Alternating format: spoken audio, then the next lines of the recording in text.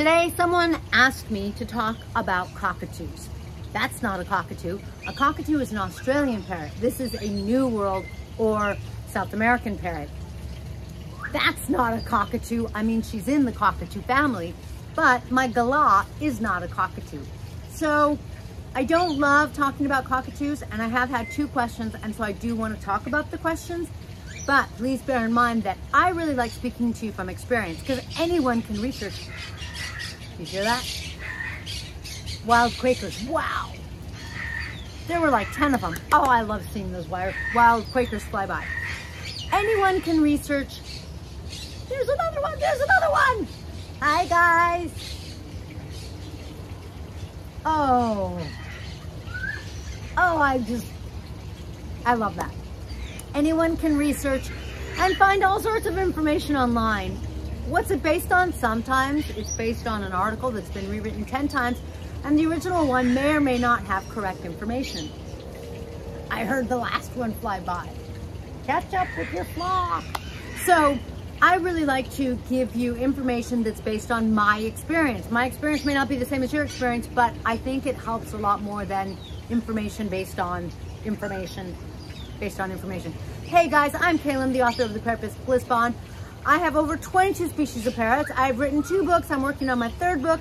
I love my parrots, and I love helping you create a more blissful bond with your parrot. My mission is to minimize the need for rescues, maximizing the happy bonds, not just for you, but also for your parrot. I think there's only a few things better than that, like family. So I really hope I can help you with that.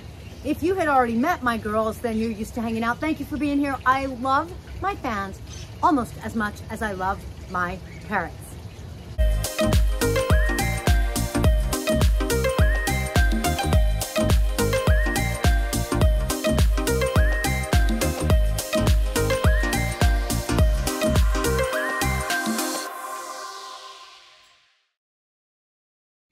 Question number 1.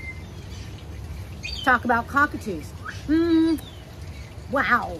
Here's the thing about cockatoos. They're gorgeous. They're playful. They're talkative. They're one of the best talkers. They're loud. I'm going to say that out of the whole about 400 species of citizens or parrots, depending on how they're categorized, the cockatoo family, I think they take the prize, especially when we're talking about like, oh, she's sleeping, she's resting, she's not feeling well. Especially when we're talking about like umbrella cockatoo, you know, a big loud cockatoo. And guys, I would bring her closer, but we're social distancing because Kailani is not feeling well. It's okay, sorry, did I wake you up? Sorry. Cockatoos are, here's the pros and the cons. Pro, such a bond. I don't speak from experience, although she's pretty awesome. And my husband's really bonded with our Major Mitchell, and they're just like BFFs kind of thing. Pro, they're so cute, they're so playful, they're so friendly. I know you're in pain. I know, sweetie. I'm sorry. I know. Now my hand's a little numb, but cons. Cockatoos have exceedingly high social needs. They are accustomed to being in a flock maybe of 30,000. It's ridiculous. Like, 1 person is not enough for them. 10 cockatoos, well, that's not enough for them in the wild. You don't have to have 10 at home. Please don't think I'm telling you to get 10. But they're popular. They're used to having a posse of birds, of noise, of entertainment, of engagement. This means that they can be very hard to take care of. This also means that that's one reason they are, number 1, some of the most rehomed, and number 2, some of the biggest pluckers. Like, they pull out their feathers because they're stressed, they're nervous, they're unhappy. Why are they stressed, nervous, and unhappy? They're in a good home, you're taking good care of them, you're giving them good food, because they feel safe and insecure. They don't have their friends, their posse's gone, their safety and security of the tribe is gone. What if all of a sudden you were like plopped in the desert. Don't worry, we'll give you good food, a clean house, but no companions. Maybe one person will be there when they're not at work. Not one person, because you could talk to them. I mean, just imagine, it can be really, really hard on them psychologically. So when you have one and they're plucking, unfortunately, it's, I don't know, it might be the norm. I had one person at one of my favorite rescues, the owner, tell me, you know, I kind of wish people didn't take cockatoos because they're just too hard to take care of. She gets too many cockatoos at the rescue.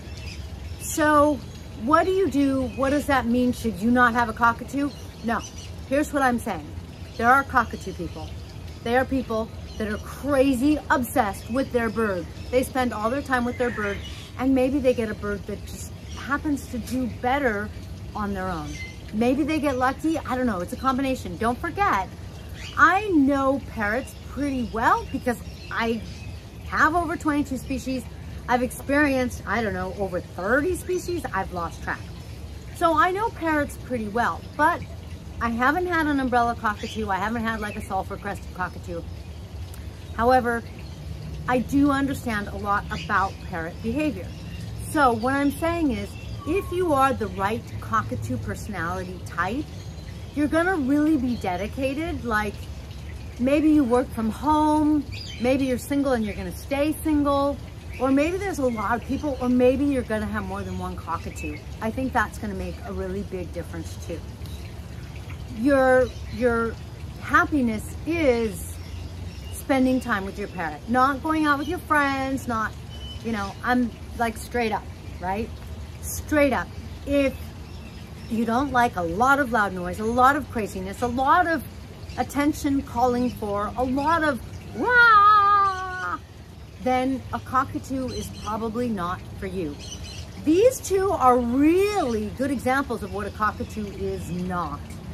Think of a monkey that jumps around from tree to tree. Now have it be louder than an airplane turbine. Cockatoos damage hearing. And then add a toddler who can go around your house and eat wood. She goes around and she, now I could try to, hey sweetie, hey Bella, do you want to come over? No? She goes around and she eats the banister, she eats the walls, and she's small and she's not near as bad. So I hope that paints a picture of a cockatoo. Am I against cockatoos? No. Right person, right bird. I'm all about getting the right bird for you. I'm trying to wrap up my class so that I can make it available on how to pick the right parrot for you. Hopefully I'll have that available soon. My point is, you don't want to get a cockatoo if it's not the right bird for you. I don't want you to think that you're going to get used to the bird being loud, wanting your attention all the time, and you're either going to have to put them in their cage and not let them out because they'll eat your furniture, or you have to like give them a room, make it bird proof, and let them run amok because that's what they are, or they're going to be miserable, and then they're going to scream more and they're going to pluck out their feathers, and then you'll both be miserable. I'm saying the right person, cockatoos are phenomenal. The wrong person, you're going to be so unhappy, and the cockatoo is too. Make sure it's the right bird for you. Watch videos, and I'm not talking about the videos where the cockatoo's singing and they're like, blah, blah, and they're happy. That's not it. That is like a snapshot compared to the rest of the time. The rest of the time, they still are that hyper and that energetic. And I mean, very few people have that much time and attention to dedicate to their bird because most people have other things they have to do and other interests. I mean, you know, it's just normal. It's normal for you to have other interests. So you kind of want to really make sure.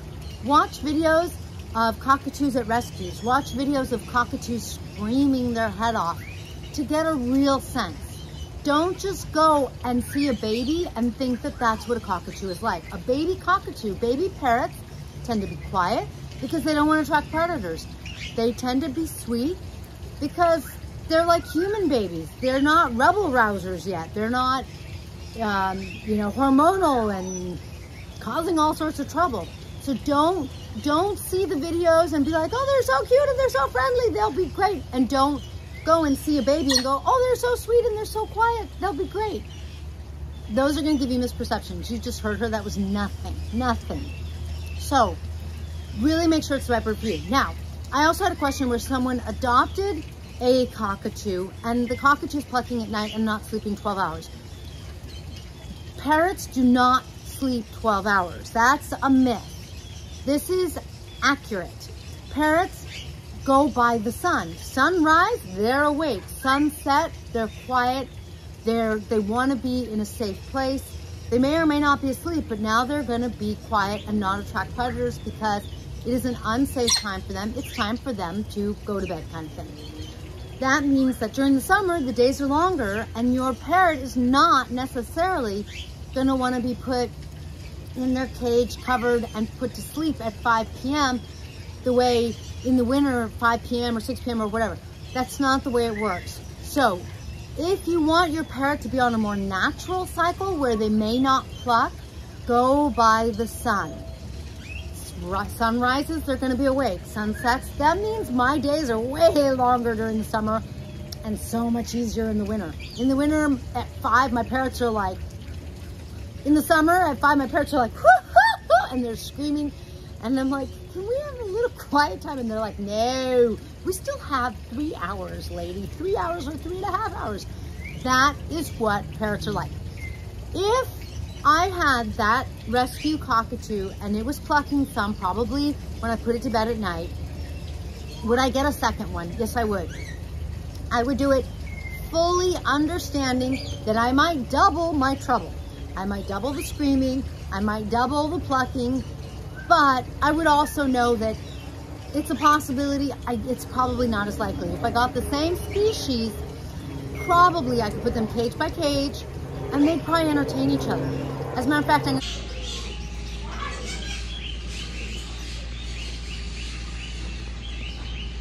sticking a video that I really liked.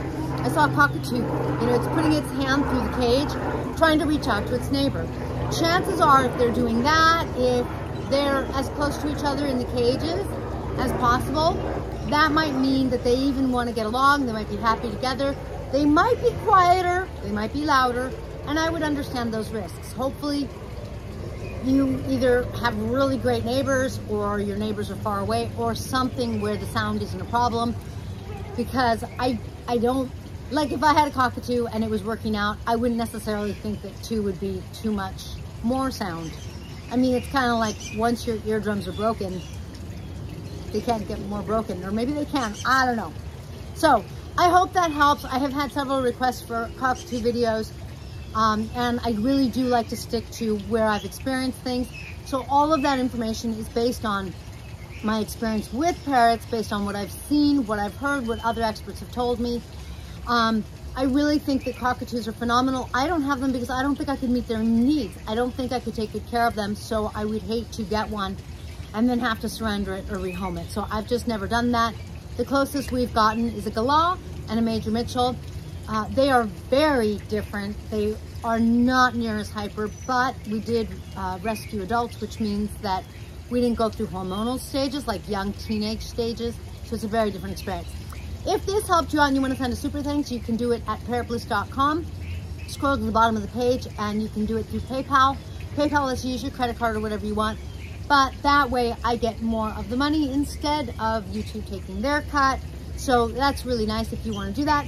If you want some awesome parrot merch, like my awesome parrot sticker, can you see what it's based on?